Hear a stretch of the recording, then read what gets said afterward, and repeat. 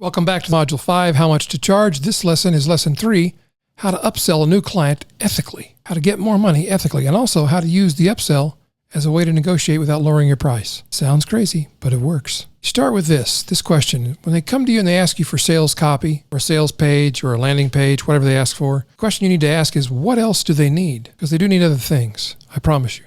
Do they need emails, pre-promotion emails, post-promotion emails, pre-sales emails, post-sales emails, JV emails to recruit JVs to sell for them, JV emails for the JVs to send to their list to sell their stuff? There's a lot of emails needed in this business. So be sure and ask about that. I'll tell you how to ask in just a moment.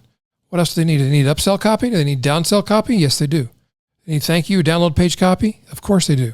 Do they need in-course copy? People don't think about this. Who writes the copy that sets up each module of the course for their students? They need this copy. Do they need ad copy for Facebook ads, Google ads? Yes, they do. They need all this copy. They don't think about it. They don't come to you asking for all of it because they haven't thought it through. They don't understand that it takes copywriting skill to get all this stuff done.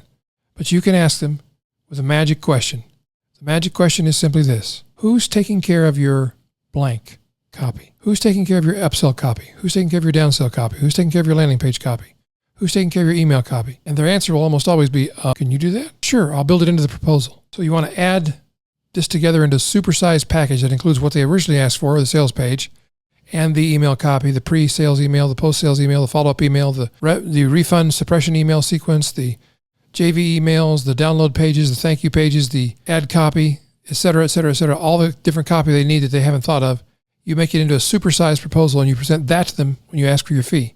Tell them your project fee. And then if they balk, you have negotiating power because now you don't have to discount. Never discount. Always take things away. But if you only start with one piece of copy like the sales page or the sales video script, you have nothing to take away. You have no way to negotiate fees. You can negotiate fees if you take things away. You'd never discount your price because then you're telling them, I'm not really worth what I ask you to pay. You never want to send that message.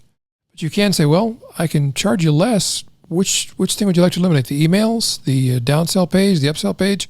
Which one would you like to do without or do yourself? That is negotiating power, my friend. Do not take this lightly. This is a big deal. Not only you know which pieces of copy you're willing to write for people, but I was just in the beginning being willing to write most of it. One thing to keep in mind, you never want to bleed your client dry. You never want to charge them so much money that they end up saying at the end of the day, at the end of the promotion, well, this would have succeeded. We wouldn't have gone broke if it hadn't been for all the money we paid for that copy. That's not the reputation you want to build. So you never want to bleed your client dry, but you do want them to pay a fair price for fair work done. And you want them to pay well for good copy. Right? Right. Don't get me right if I'm not right. And I know I'm right. So here's your action steps to take now. Make your list of add-on copy you're willing to write. Take a look at that list I gave you earlier and see what parts of it you think you're capable of writing, which I think is most of it. And just make a laundry list of things you would want to write for every client who came to you with a sales letter project. Know your general fees for these things. You can generally know how much it's going to how much time it's going to cost you to write a downsell page or an upsell page. In general, each project is a little different, so you want to have flexibility. You never tell them this stuff in advance, of course. You only see the final project fee. Include the supersized version of your proposal in your quote. You hit them with the whole Megillah all at once. The fee for this project is $75,000. Whoa, that's too much, Ray. I can't pay that much. Which part do you want me to take away? I can take away this, and this, and I can do that for $55,000. Is that better?